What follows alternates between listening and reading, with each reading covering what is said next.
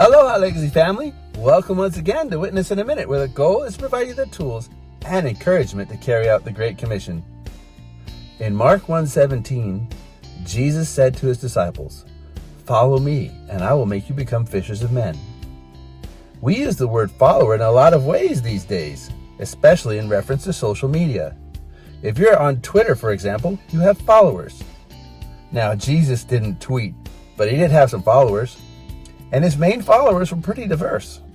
This group included some fishermen, a tax collector, and a zealot.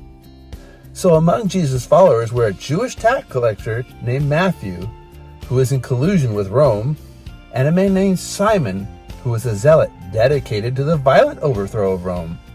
It would be like having members of your own family voting for candidates from opposing political parties. The 12 men whom Jesus chose as disciples were the most ordinary of men. They weren't saints in the traditional use of the word, although everyone who has put their faith in Christ technically is a saint.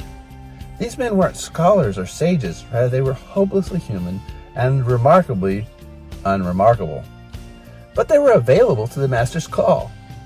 As Christians, we are members of a different kingdom. Jesus said, "By this, all will know that you are my disciples, if you have love for one another." That's John 13:35. Christians should be marked by love and not by always trying to win an argument. If you find yourself shouting at people, if you find yourself always uptight and angry, if you're using your social media account to blast this group or that person, then something is wrong. Ephesians 4:15 tells us, instead, we will speak the truth in love, growing every way more and more like Christ, who is the head of his body, the church. We need to glorify God with whatever platform he has given us. As followers of Jesus Christ, we need to be characterized and identified by our love for God and our love for others. So come on, Legacy family, let's love on someone, maybe even someone that's not so lovely, loving, or even lovable.